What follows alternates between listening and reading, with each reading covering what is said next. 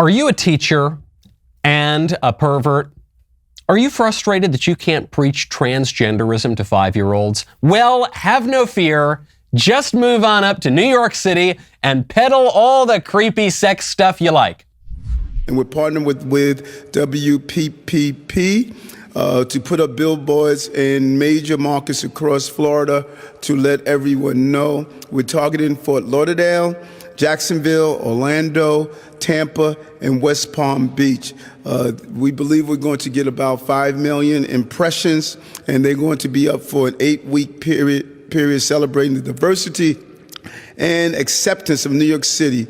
We will show this in the billboards, you have here right now. Very clear statement, and we're proud of it. Other folks want people to hide their color. We like to show our color, and that's the rainbow that's representative of this community. That's our color, says the mayor of New York, now paying for billboards in Florida to lure people up who are opposed to the parental rights and education bill. He says, come on up to Florida. Come on up to New York, rather. Leave Florida. Take that, DeSantis.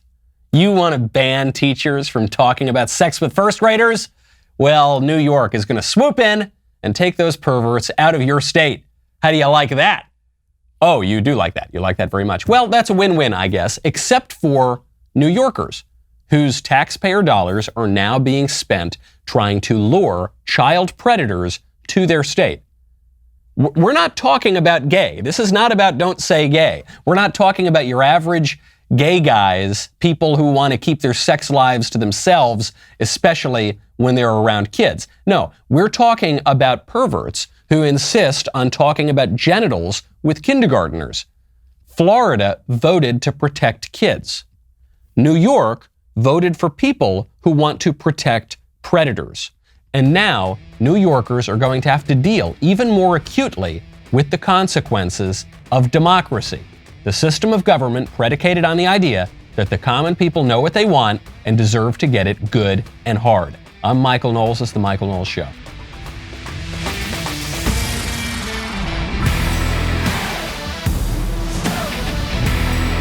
Welcome back to the show. My favorite comment yesterday is from Eric Weininger, who says, I was hoping that as Thursday's top commenter, I'd get prime seating rights at your Washburn speech. I showed up an hour early and had no chance of getting in due to the great turnout. Come back soon. Thank you very much. I appreciate that. The speech was a lot of fun at Washburn. The only regret I have is that we only got a room that fit, I think it was 300, and then we stretched it and made it about 350. We turned away 200 people. We're going to get bigger rooms from now on, so very sorry. We've got some other speeches coming up. I'm going to be at Grove City College coming up this week on Thursday. Then Senator Cruz and I are going to Yale, and we're going to Alabama. That'll be a lot of fun. We've got some more schools after that, so be sure to sign up for those. You can do that at Young America's Foundation, YAF.org.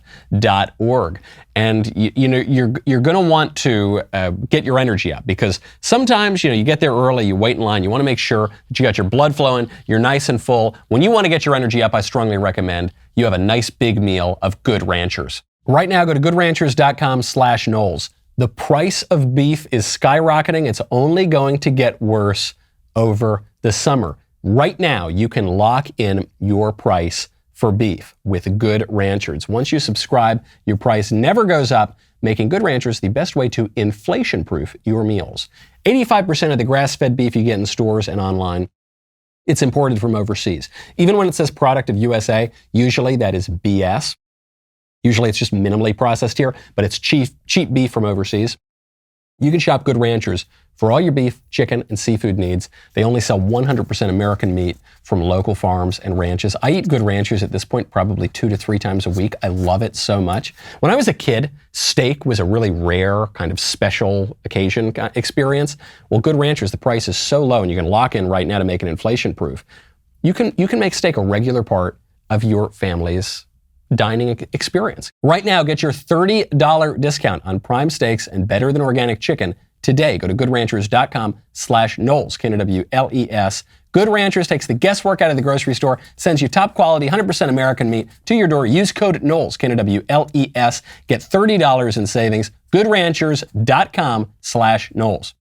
New York wants these people that Florida wants to kick out. That's a win-win, I guess. Everybody's happy about that. But some of these perverts who want to talk to 8-year-olds, 7-year-olds, 6-year-olds, 5-year-olds, 4-year-olds, and 3-year-olds about sex without their parents' consent. Some of these people are refusing to leave Florida. They are refusing to follow the law. They are going to indoctrinate your kids in whatever weird sex hang-ups they have, whether you like it or not. So because I've been getting this question a lot lately, I am going to use this space to answer it. And that is, as a preschool teacher, a drag king, and as a member of the LGBTQ community, how do I feel about the new legislations for like the Don't Say Gay bill or the reporting of transgender kids? And while I don't see things like that too much in preschool, my opinion on it is that I don't care what the government tells me to do. I am going to do what I think is best for the health and safety, and that includes mental health and safety and emotional health and safety of my kids.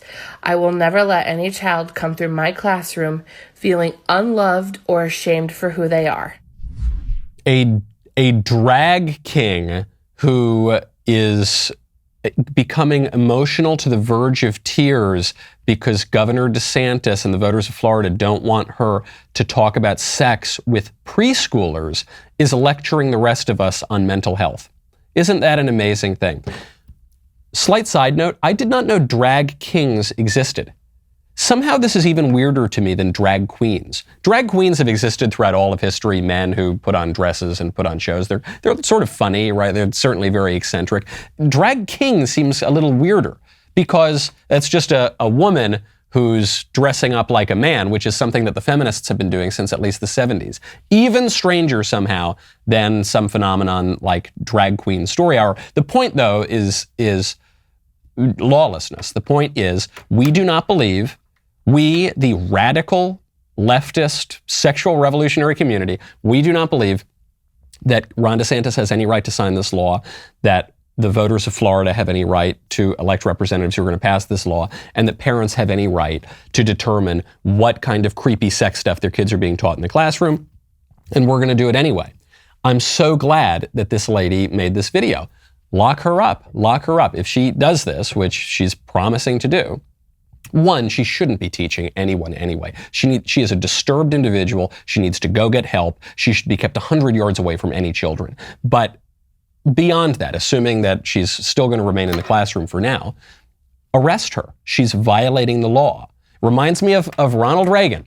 Ronald Reagan, on a completely separate issue, he was faced with an air traffic controller strike. And the air traffic controllers were a public union and they had no right to strike. It was illegal for them to strike. They struck because they didn't think the law was going to be enforced. And the law only has the force of its credibility, of the credibility of the people who are actually executing the laws. So the air traffic controllers thought, they're never going to fire us. They're never going to actually enforce this.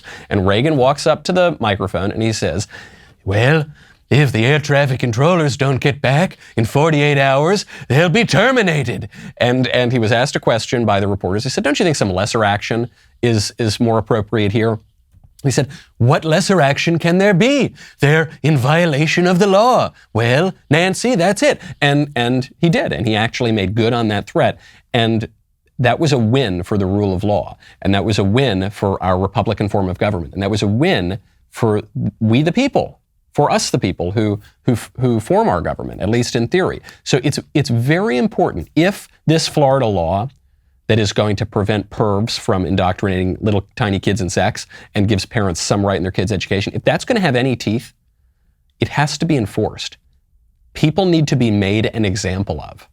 And I can think of no better example than this lady who, it's not as though she's some sympathetic figure who's upset because she was talking about a nuanced and academic issue with some older student, a 17-year-old, an 18-year-old. She's talking about queer stuff, specifically queer stuff, capital Q, trademark over the R, with preschoolers. Make an example of her. Don't just fire her, prosecute her for violating this law. Speaking of crimes, speaking of crimes on children, the most horrifying news story I have ever seen in my entire life just popped up on Live Action.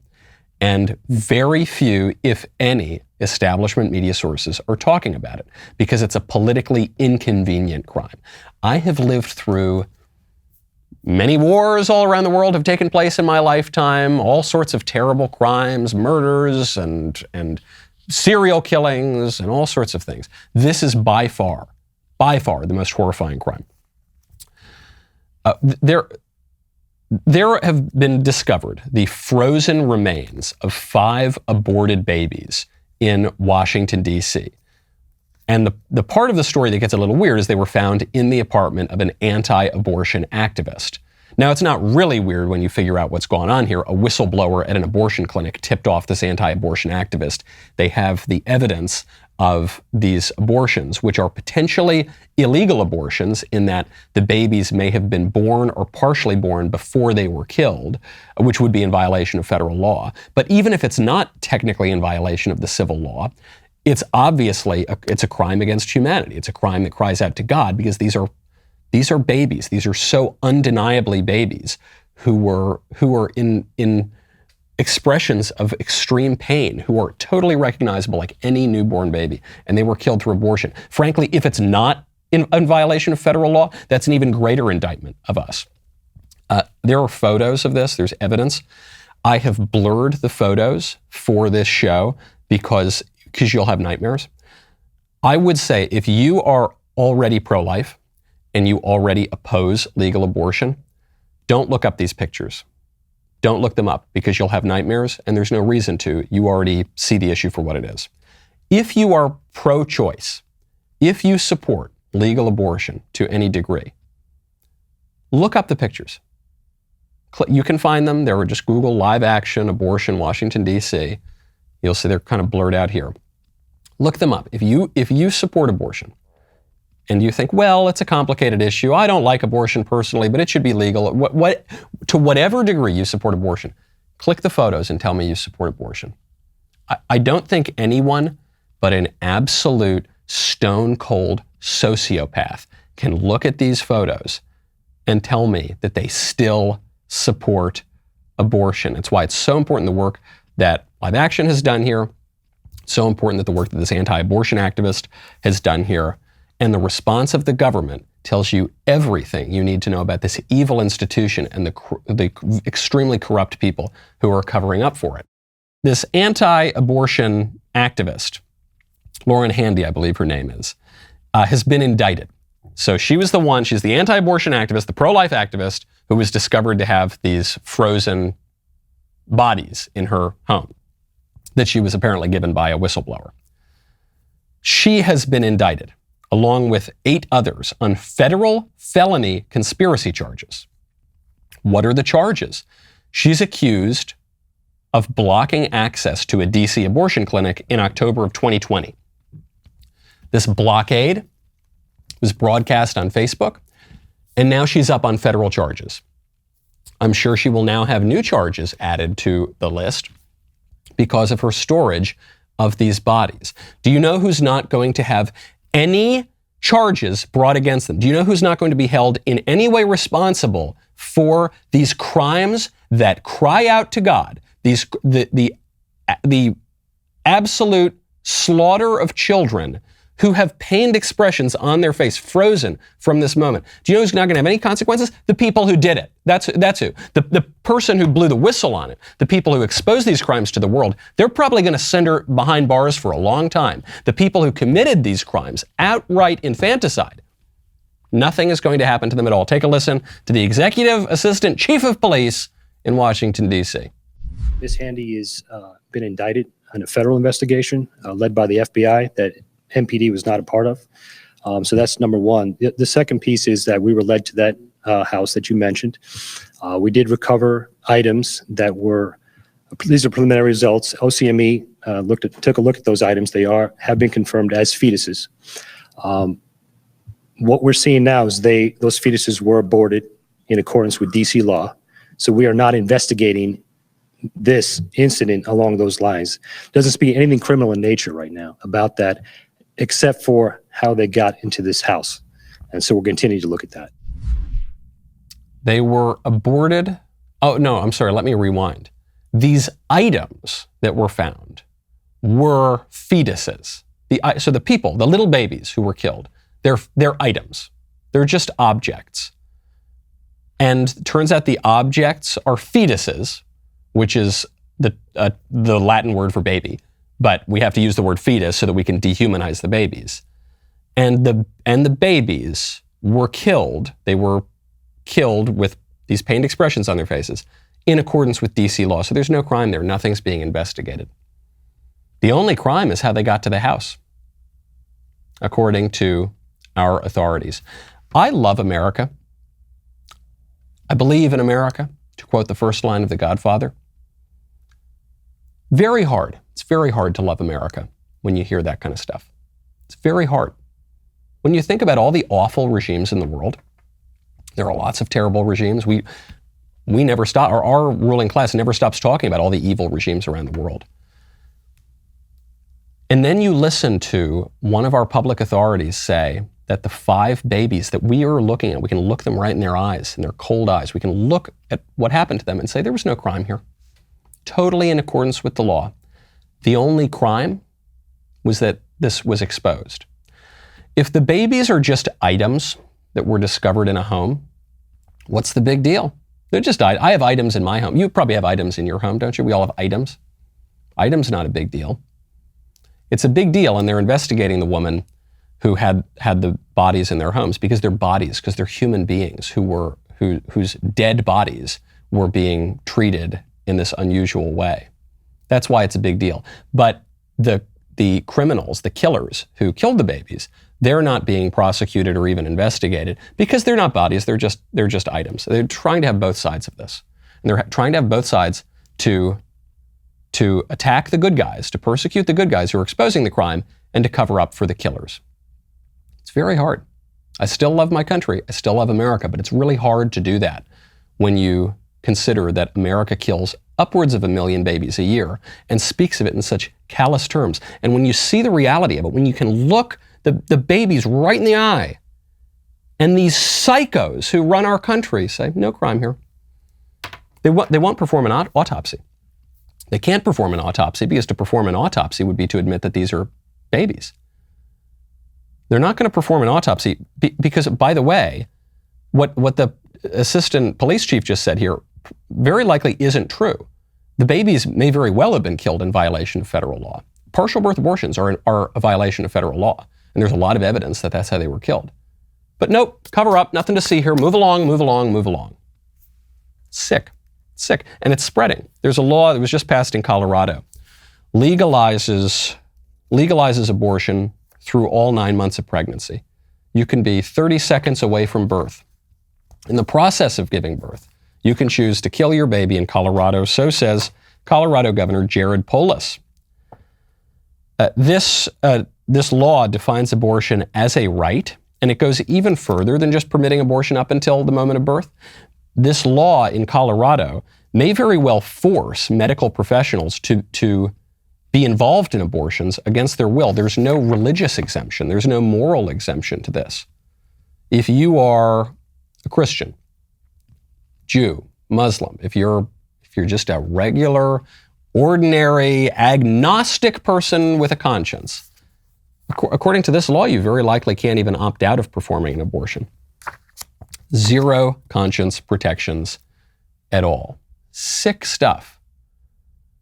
I think this is one of the reasons that when we talk about regimes overseas, when we talk about all the awful tin pot dictators all around the world, when some of our ruling class tries to get people riled up for more regime change wars, the kind of regime change wars we saw under George W. Bush or we saw under Barack Obama, I think part of the reason that we can't get excited about that anymore is because our own ruling class is so hideously corrupt, so hideously, psychopathically, when you talk about stuff like this, so evil, that it's hard for us to summon the moral indignation. That wasn't always true in America. We used to feel that we had the moral high ground, and we relatively did have the moral high ground around the world, and we don't now. And if we want to gain that back, if we want to have any kind of, beyond even the issue of abortion, if you want to get your national mojo back, then stop doing the most evil things you can possibly do, and stop enshrining it in law. and just call it for what it is. There are a lot of squishes who want us to just cool down the rhetoric, okay? No, this is just evil stuff. These people are the spawn of Satan. These are children of hell who are running Colorado right now, who are running Washington, D.C., and they ought to be utterly removed from power, and they should spend the rest of their lives in jail. They should be prosecuted for what they're doing. Certainly, the killers should be prosecuted in this case, and they won't. They're going to be the most protected people on earth. It's disgusting. It's absolutely disgusting. No wonder Americans think the country is going in the wrong direction. Does it have to do with gas prices? Yes, it actually does. It has a lot to do with gas. Does it have to do with inflation? Yes, it does. Does it have to do with the embarrassment that Americans feel because our president is incompetent and his brain is made of pudding? Yes. But it also has to do with the genuinely evil stuff that is going on in this country and that is getting worse in this country. It has something to do with that too, okay? You can't live in a country where you have lots of evil things going on and lots of evil things getting worse and a ruling class that is openly encouraging it and have that country feel really good about itself. It's just not possible. No matter how many lies you tell, no matter how many politically correct euphemisms you use, no matter how many times you insist, no, it's a clump of cells. Look at the pictures. Tell me that's a clump of cells. Look at the pictures if you're going to use that phrase. You can't do it. You can't. Reality reasserts itself in the end, okay? And you can't. We've talked about this on another issue, on transgenderism. We've talked about this on so many aspects of the left's political agenda. You can't live in fantasy forever, okay? Reality is going to come nagging back at you, come poking back at you, and you're not going to be able to suppress your conscience forever. There is some good news. There is some good news in politics. It's not all doom and gloom. It's not all bad. Hope springs eternal in the human breast. And there is, on a completely separate issue, some really great news.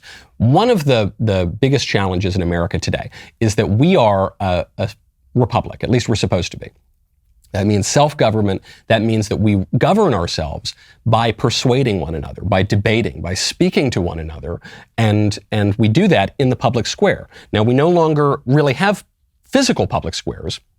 We have digital public squares because we live in the internet age. So that means that when big tech platforms, which control the entire flow of information around the internet, when they shut people out, when they censor certain topics, when they censor certain points of view, when they ban, for instance, the duly elected sitting president of the United States, that is a major threat to our democracy, to our republic, to the whole form of government. Well, someone is doing something about that right now. Elon Musk, one of the most delightfully eccentric billionaires in the world, has had enough. He sent out a Twitter poll the other day. He said, free speech is essential to a functioning democracy. Do you believe Twitter rigorously adheres to this principle? Yes or no? And he said, be careful how you answer. The consequences of this poll will be important. Please vote carefully. So the majority of people believed that Twitter is not protecting free speech. They believe that free speech is very important to democracy. And so Elon Musk has bought 9.2% of Twitter. He is now the largest stakeholder in Twitter, and he intends to turn that company around. I'm very excited to announce today the release of Andrew Klavan's latest book, The Truth and Beauty. After years studying the Gospels and trying to find the true meaning of Jesus' words, Drew is ready to share what he has found. It's for anyone who's seeking to find renewed meaning in their faith or maybe striving for belief in a materialistic world. I really love this book. I read it months ago. I got an advance copy from Drew, but I'd been bugging him to read this book ever since he told me about it. It's such a weird book. It's part memoir. It's part theological meditation, and it's part a writing about the Romantic poets, this group of English poets from centuries ago. And it's written in that classic Drew way, which is just so straightforward, completely unpretentious. You've got some of the most profound ideas that could be understood by a third grader. C.S. Lewis has this gift too, and Drew certainly has it. So head on over to Amazon, wherever you buy books, order your copy of The Truth and Beauty today. We'll be right back with a lot more.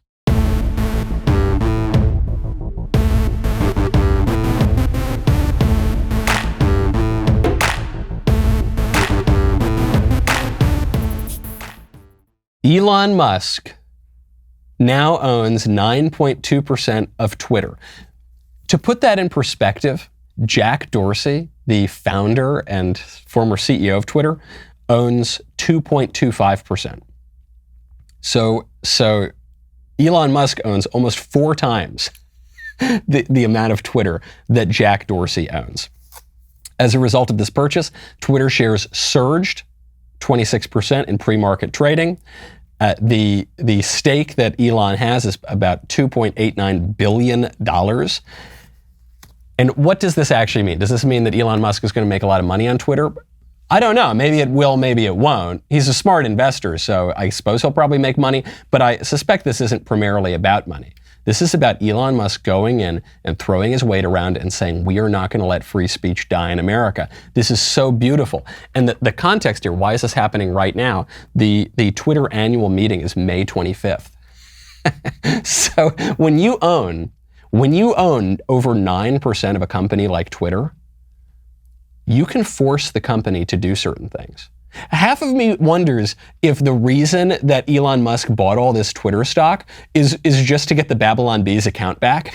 Because the Babylon Bee, which Elon has appeared on before, made some joke about transgenderism, and they were banned. And they said, you can get your account back if you delete the joke. The Babylon Bee dug in, said, we're not going to delete the joke. And then in comes Elon. And you know it's real. You know that Twitter is freaking out right now because the CEO of Twitter, Parag Agrawal, just sent out a big announcement. He said, we're so excited to have Elon Musk on board.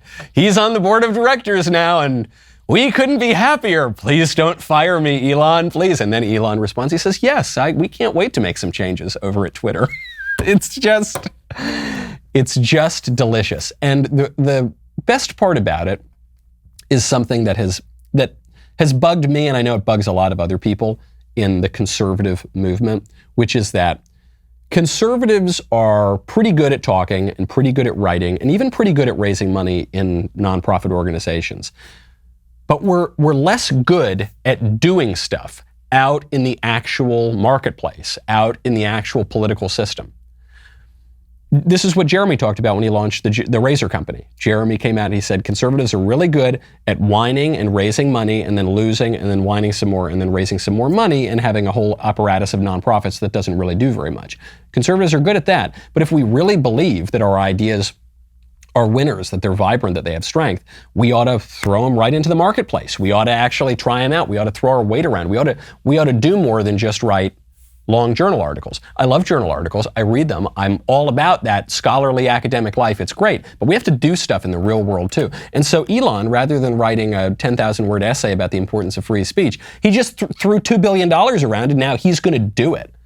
And we can debate the philosophy of that a little bit later. We can debate the nuances of that a little later. But he's going to do it. And he's going to protect free speech for now, I strongly suspect. That's great stuff. Just do it. Learn from Nike. Take that Nike rule, conservatives. Just do it. And we'll figure it out. You want to make sure things are just and moral and right and prudent. But let's do some stuff.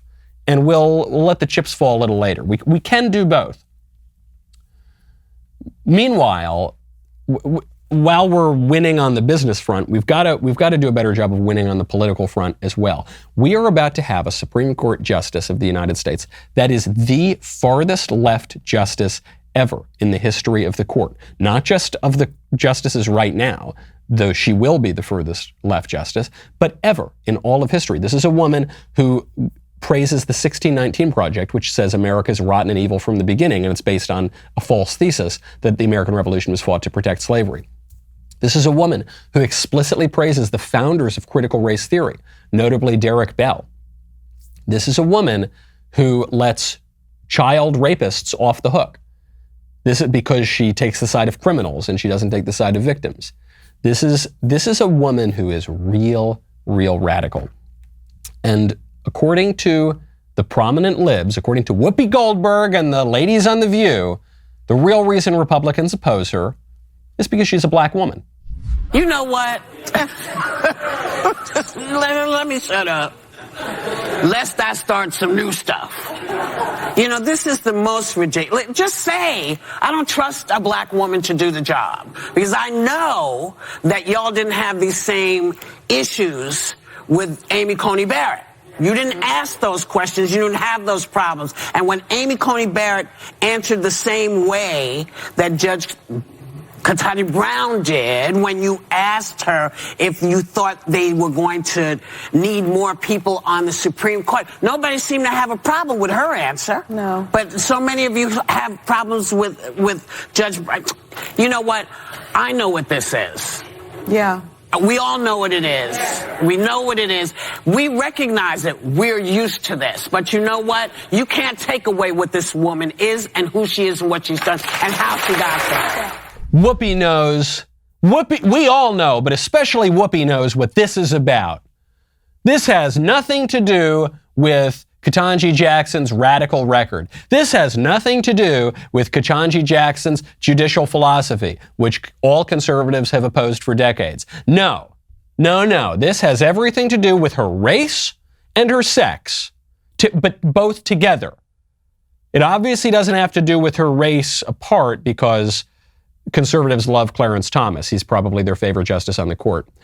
And it clearly doesn't have to do with her sex because conservatives just rallied and campaigned to get Amy Barrett onto the court. That was the last judge we got on during the Trump administration. But so Republicans are fine with the black people on the court and fine with women on the court, but it's black women. That's the problem. That's what we don't like, I guess, according to Whoopi Goldberg. She is right. I wouldn't trust just any black woman on the court. I would not trust, for instance, Whoopi Goldberg on the Supreme Court. I don't trust Ketanji Jackson on the Supreme Court, but it's quite clear. It's quite clear that the opposition to Ketanji Jackson has nothing to do with race or sex, as the Republicans have made very clear, and as is manifestly clear because of the current judges that conservatives put on the court. But it's all the libs have got. And it's a lesson to conservatives, to the squishes, they are more than anything afraid of being called racist and to a lesser degree sexist, and so they will just cave all the time. You just saw this with Mitt Romney. Mitt Romney, of course, is voting to confirm Ketanji Jackson. Ketanji Jackson, who has judicial philosophy issues, who has issues on her record, specifically issues on letting child rapists off the hook. Romney supports her and says, oh yes, she'll be fine, she's great. I vote to support her nomination. Mitt Romney will not endorse Mike Lee, his fellow Utah senator and a good conservative, but he'll endorse Ketanji Jackson because Mitt Romney's job is to put Republicans in their place. That's his job. His job is not to support conservative policies. His job is not to promote a good, traditional, free American way of life. His job is to pretend to sort of kind of be a Republican and then put Republicans in their place and insinuate that Republicans are bigots and racist and thisist and thatist, and he's one of the good ones. He's one of the good ones. He's going to make that stand. What a maverick he is. But that's not it. No matter how hard the libs try, the Ketanji Jackson confirmation process is not primarily about race and sex. Her nomination is about race and sex. That's what Joe Biden said. He said, I'm just going to pick a black woman. I'm going to take a dart, throw it at a dartboard full of black women, and I'm just going to pick one of them. That's all I care about. But the Republican opposition is not about that. Because her nomination is not historic. The libs are always trying to make the historic. This is historic. This moment in history is so important. Finally, a black woman on the court. And Politico said that. Politico tweeted out yesterday. This is a very mainstream publication. It's left-wing, but it's very mainstream in D.C.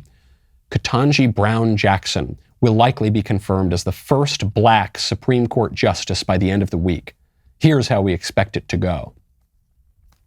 The first black Supreme Court justice. Not only is Ketanji Jackson not the first black Supreme Court justice, she's not the second black Supreme Court justice. We've had black Supreme Court justices for what, half a century now? What about Thurgood Marshall? Thurgood Marshall has totally been erased. It's not even as though we previously had black Supreme Court justices, but we haven't had one for a long time. We have one right now, and he's the most prominent member of the court. He's the senior most member of the court, and he's not even a liberal member of the court. He's a conservative member of the court, and he's probably the conservatives' favorite. This article just completely wrong. Politico then clarified it and said, for the record, this replaces an earlier tweet that stated that Ketanji Brown Jackson could be the first black Supreme Court justice. It should have said the first black female Supreme Court justice. We apologize for the error. And this actually raised a question to me. Is Politico a biologist now? How does Politico know that Ketanji Jackson is a woman? Ketanji Jackson doesn't even know if she's a woman. And Politico is going to assume her gender. And furthermore, Politico is going to assume the gender of Thurgood Marshall and Clarence Thomas. How do you know that Clarence Thomas isn't a dainty woman? You don't know that, Politico. How dare you be so presumptuous? So the issues with Ketanji's, by the way, this is a slight point. I'm not going to refer to her as Ketanji Brown Jackson. Just like I'm not going to refer to Amy Barrett as Amy Coney Barrett. Just like I'm not going to refer to Ruth Ginsburg as Ruth Bader Ginsburg. You get two names. Get over yourself. You get two names. You get a first name and a last name. Your Christian name and your family name, but you don't get three. You're not, I don't like that. It just rubs me the wrong way. This might just be an emotional reaction, but it sounds pretentious to me. Ketanji Jackson. If I were in the United States Senate right now, I would not vote for her. Not because of her race and sex, but because of her record. We've focused a lot when we talk about Judge Jackson's record on her extraordinarily low sentencing record for child pornography offenders. And some people have come to her defense on that. They say, look, yes, obviously it's very, very bad to look at child pornography. It's very, very bad to distribute child pornography. It's an abuse of children. It's sexual abuse images. But in Ketanji's defense, some of the perpetrators, they were young. One of the defenses that Ketanji made was that an 18-year-old who was looking at a ton of kiddie porn of kids who were 8 years old, that they were peers. 8, 18, what's the difference?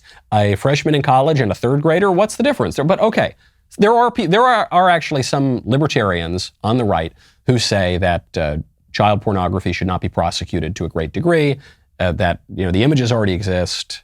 And then conservatives will come back and say, well, actually, if you look at the images, it's feeding the market and it increases the abuse. But okay, it's not even just the child porn that Ketanji has a bad record on. Judge Jackson has apparently also got a very weak sentencing record on actual child rapists. So Ketanji Jackson, we've got the article right here, it's in the New York Post, had a convicted child rapist come before her court.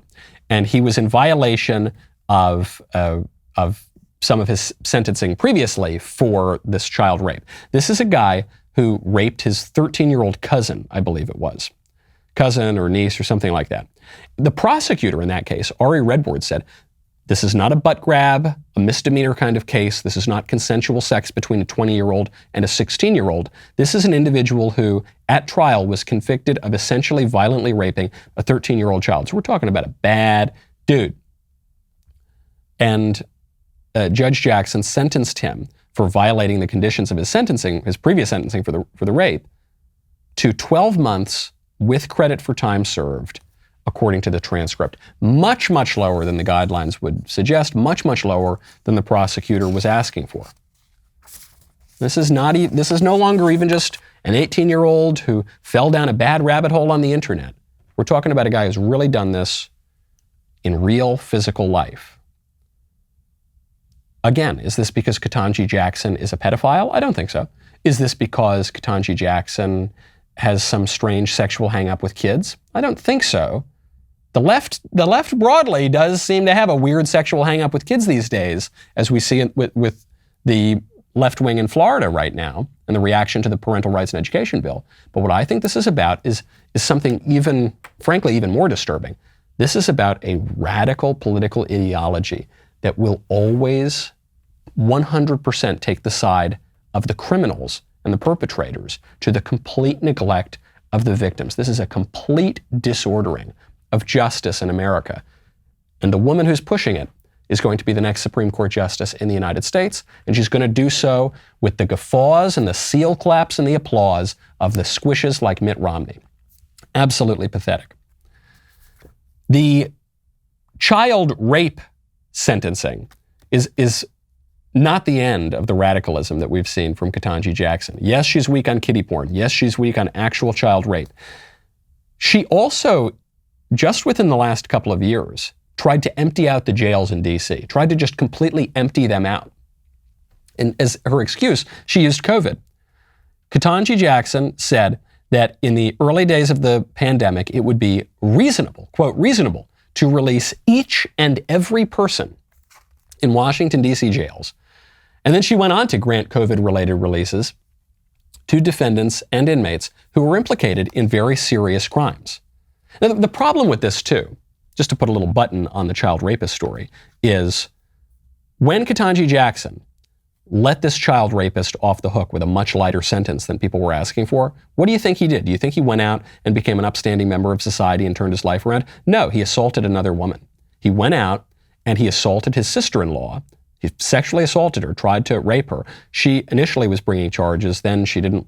The woman ended up wanting to pass on that because apparently it was very painful for her family. But the guy went out and offended again, while he should have been in jail if Ketanji Jackson hadn't let him off the hook.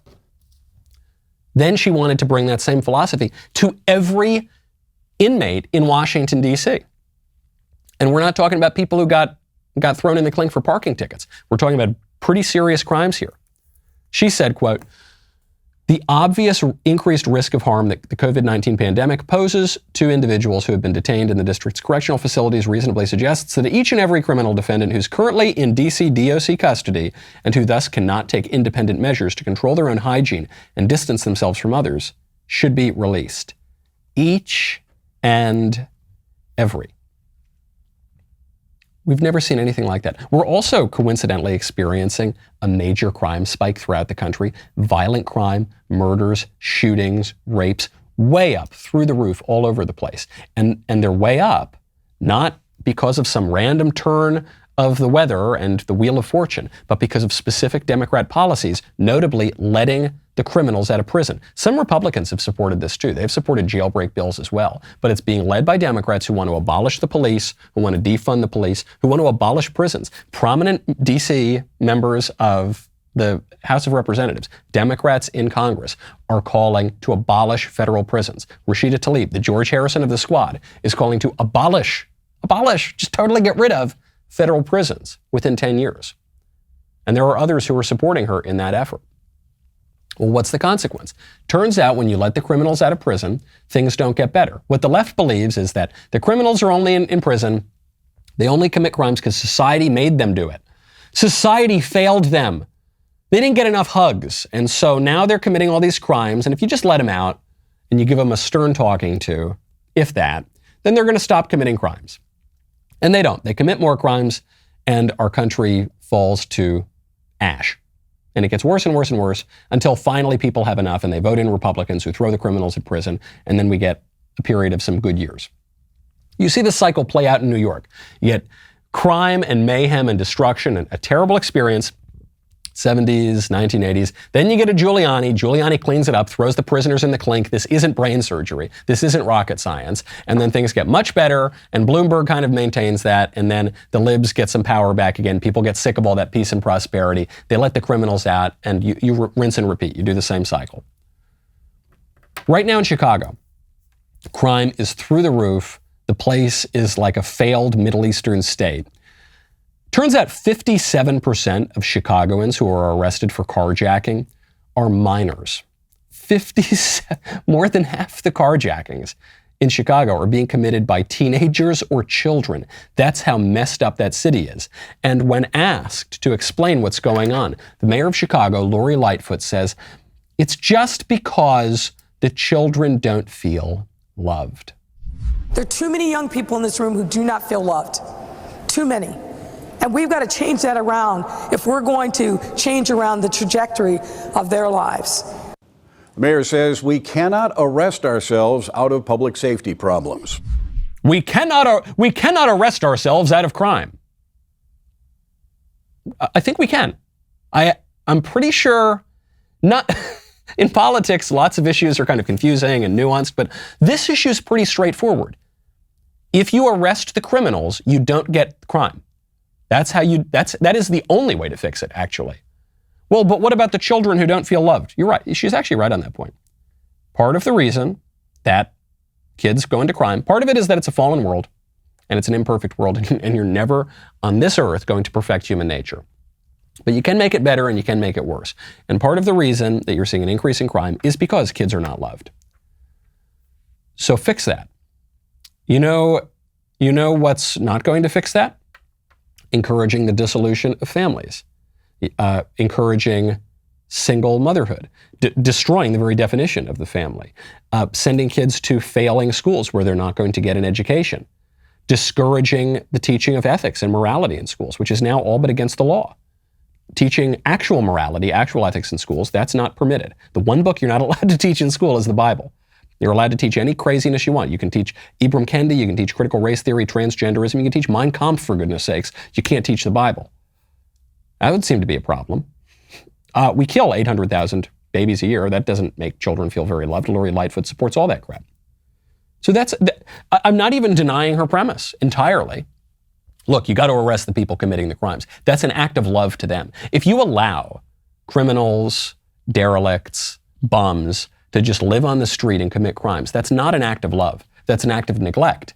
That's not helping them at all. They're going to further harm themselves, body and soul. They're going to further harm society. They're going to further mess up their lives. It's an act of love to correct them. We call it the correctional facilities. It's an act of love to correct them, for the society and for them as well. And then, when we're talking about how to form kids into not committing carjackings in Chicago, whatever they're doing in Chicago right now, whatever the Democrat politicians are doing there, obviously it's not working. Maybe we ought to try the opposite.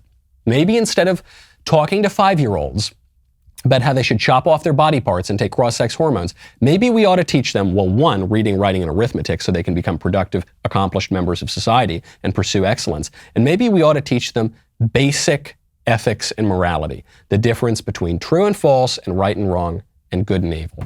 Can you imagine? Can you imagine if they would do that in Chicago? It's actually hard to imagine right now. So far gone is that city, so far gone is the left. Maybe they ought to take, rather than condemning places like Florida and more conservative states, maybe they ought to take notes. I'm Michael Knowles. This is The Michael Knowles Show. I'll see you tomorrow.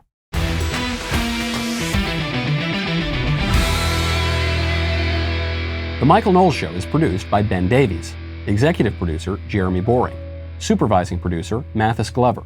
Production manager, Pavel Vidovsky. Editor and associate producer, Danny D'Amico. Associate producer, Justine Turley. Audio mixer, Mike Coromina. And hair and makeup by Cherokee Hart. The Michael Knowles Show is a Daily Wire production. Copyright Daily Wire 2022. On the Matt Walsh Show, we talk about the things that matter, real issues that affect you, your family, our country, not just politics, but culture, faith, current events, all the fundamentals. If they matter to you, come check out the show.